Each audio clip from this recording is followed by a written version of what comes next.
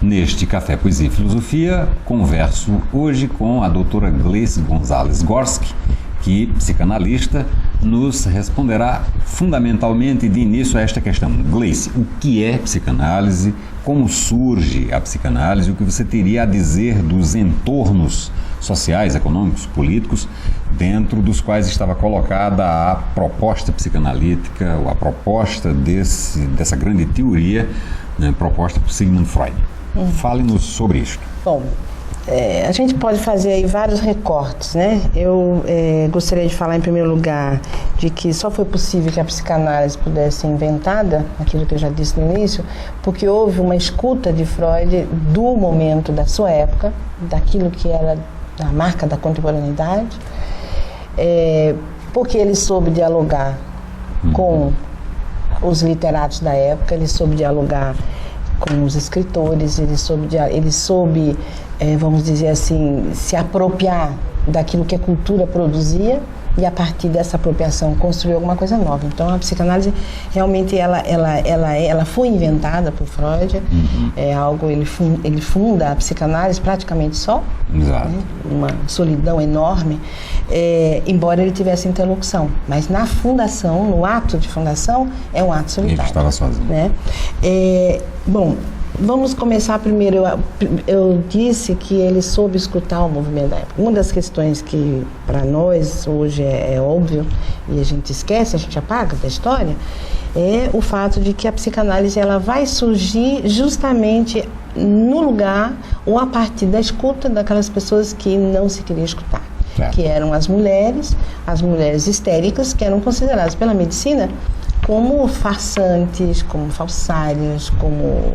Enfim, se pensava na época a literatura, a minha tese de doutorado, né? Não falei, mas depois eu fiz uma tese de doutorado, não pude concluir com os índios, mas fiz uma tese sobre o enigma do feminino, e eu faço toda uma relação, um estudo sobre os movimentos sociais relacionados à condição feminina e a relação de Freud com esse movimento social. Isso aí praticamente foi negado, não se conhece. Eu fiz uma pesquisa exaustiva dos documentos e vários textos do Freud.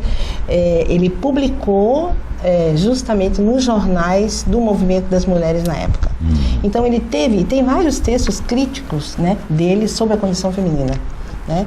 Ele vai fazer uma crítica a essa dupla moral e vai fazer uma crítica à medicina no sentido de que a medicina partia do preconceito de que as mulheres histéricas não mereciam ser ouvidas. Né? Ele teve uma influência muito grande de Charcot, que é um pensador francês.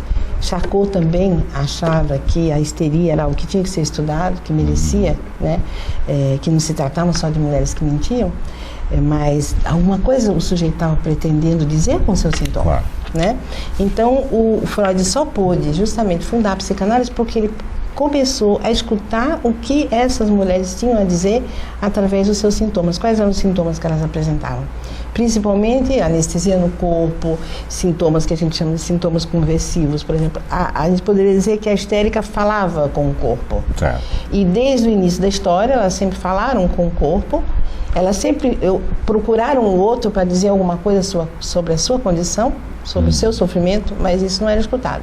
Na Idade Média, nós sabemos, né, o famoso martelo das bruxas. Exato. Né, o martelo das bruxas, ele bateu mais em cima das mulheres, né, principalmente as mulheres histéricas, que, segundo a época, apresentavam comportamentos desviantes, ou seja, mulheres histéricas não aceitavam a sua condição de ser objeto. A grande questão da histérica é: eu não quero ser um objeto usado pelo outro. Claro. Eu quero ser desejada pelo outro. Então a gente diz, hoje em dia o Freud diz, a histérica ela é a porta-estandarte do desejo.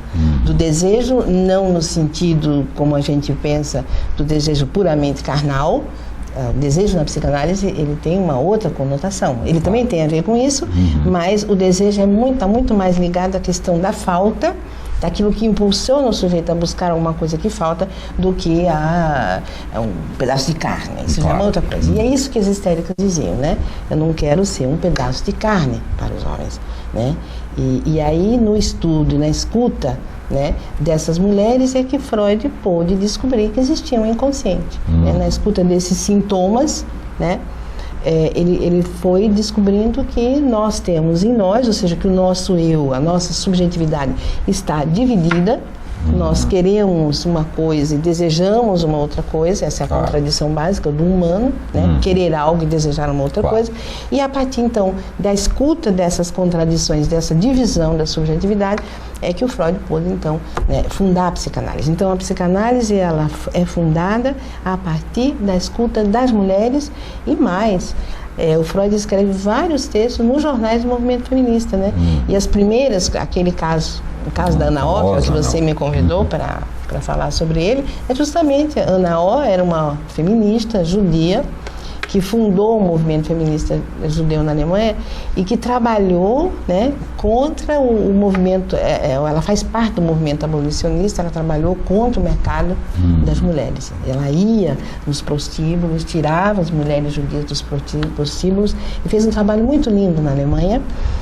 Criou casas, que hoje a gente tem, Casa das Mulheres Espancadas, né? Então ela trouxe essas mulheres dos prostíbulos, deu emprego a elas, tratou dos seus filhos, fundou escolas, uma rede enorme de instituições que essa rede dessas casas para as mulheres teve um triste fim na época de Hitler, porque no dia da Noite dos Cristais, em 1938, né, que é o dia em que se decretou, né, que todos os judeus teriam que ser perseguidos e tudo que fosse do judeu tinha que ser destruído, eles invadiram Noite dos Cristais, porque se quebravam os cristais das portas, das janelas, das vitrines, né? Das lojas judias. Das lojas judias. E se saqueava tudo que o judeu tinha, né, o ouro, as pedras preciosas, que eles vendiam muita pedra preciosa, né? E nessa noite, então, essas casas foram saqueadas também, e aí as mulheres escreveram uma carta coletiva, que eu não tenho agora o texto todo na cabeça, mas na carta elas dizem que elas se negam, porque os alemães diziam que elas tinham que voltar a ser prostitutas, que é o que elas eram. Que a mulher judia era prostituta e tinha que estar a serviço dos homens que não eram judeus. Então elas se negam a isso e elas deixam uma carta e elas cometem um suicídio coletivo.